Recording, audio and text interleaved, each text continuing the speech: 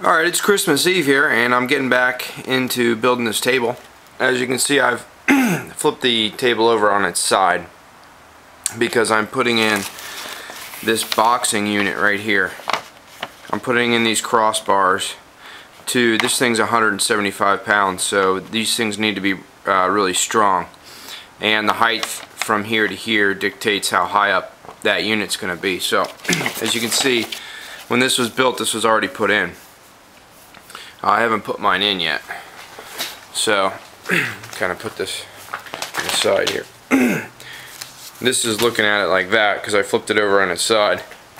So that middle crossbar is this piece right here, and it didn't fit initially, so and I'll show you here. This one is unsanded. When I got these cut by Home Depot, it just quite doesn't fit, and it's the same length as this. It's just a hair longer, just a hair. So I've got to sand it down. So I wanted to show you, I got a little creative here, and I took a scrap wood piece and just drilled in a piece of sandpaper, and I've been just taking it and just grinding the top, and I've got it just about to fit. So I believe this is the one I did. So we can take a look here. Put that in there. And if I can get it in there almost. It's almost wanting to fit. So just about there. I'll sand it a little bit more and put it in. Actually, show you here, but I got this sanded down and smashed in there. Smashed in there, and then that one down there. So I'm going to get these at the proper height. From here to here, I'm going to go 16 and almost a half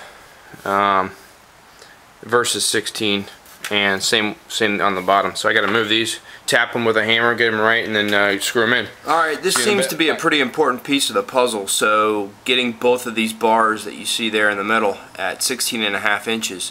So I'm going to show you kind of how I went about doing it. I've already preloaded these screws, so we'll be able to put them in.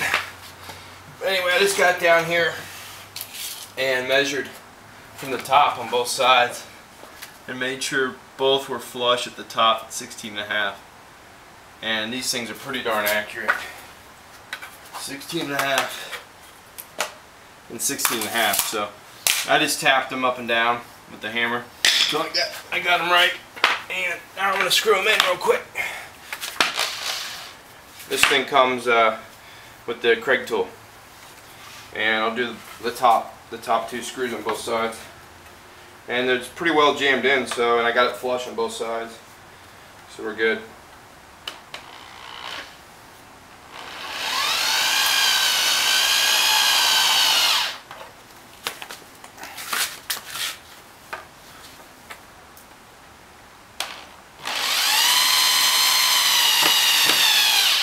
Yep, now just tighten the bottom two.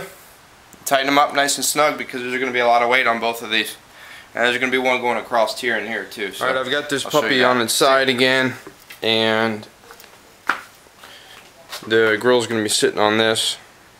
That's the top. So I got these in good. Question is, how do you line this up? How do you line the other crossbar up right there that the grill's going to be sitting on? And I'm using this piece of wood.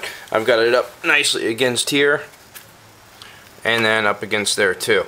And I'm going to drill it in. That's how I'm going to make sure that it's sitting flush and it's pretty level. So I thought you'd like to see that. So there it is in all its glory. I got the box built down on bottom to house to brace the weight of the grill. And that bottom one right there is looking a little crooked, but I guess I could sand it down if it is. Maybe not. Anyway, there it is. I'm going to sand it and start with the staining. Stained. Table stained.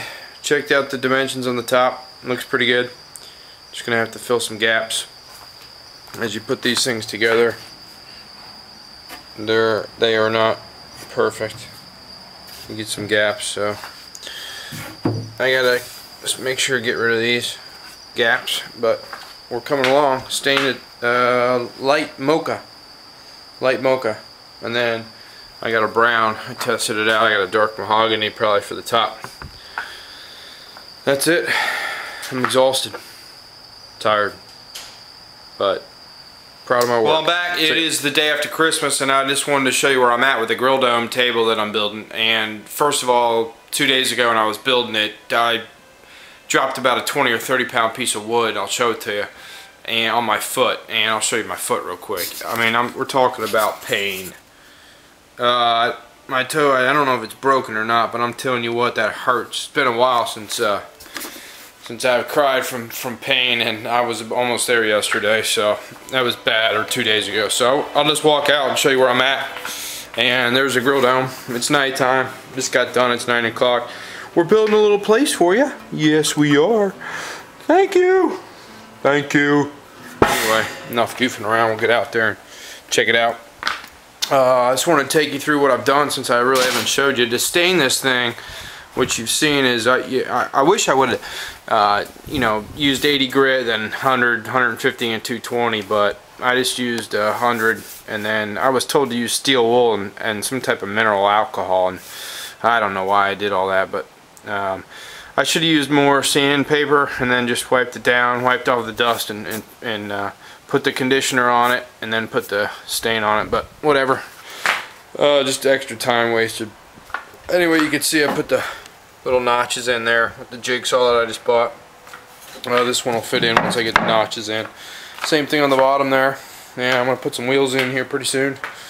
And you know, one thing, a mistake that you can avoid if you're making these, or when you have to get these segments cut perfectly, these are 27 inches from there to there. The guy didn't do a real good job, and I didn't even tell him to try again because I just thought I could sand it down. One of them was almost a 1/4 inch longer than the other, and let me tell you something, that took a long time to sand down, and it's still not right, but I got sick and tired of doing it, so it took me about an hour. This is the puppy that I dropped on my foot, and like I said, it hurt. So you can see that's the center. I got to redo the circle, and I shouldn't even have done the circle on the top, but I did. It was stupid, but there you go, another mistake. You can see right here when I put these together with the Kreg tool, I'll show you on the other side, that they weren't flush. What I've done is, you know, I'm cutting that out so it doesn't matter, but here I sanded it. Everything got sanded real well. The only thing is this piece is raised a little bit. This is a 12-inch piece, which is actually like 11.5. And then these pieces are 10 inches and 10 inches. So, but they're not actually 10, they're about 9.5. So total from here to here is just under 30, right at 30. But you got to kind of get creative. And that's about it. Just sanded it real nice with, you know, 100, 150, and then 220. So should look nice. And I'll show the other side. There's the Kreg tool holes. 1, 2, 3, I don't know. But anyway, that's about it. There's my puppy. There's the top. See ya.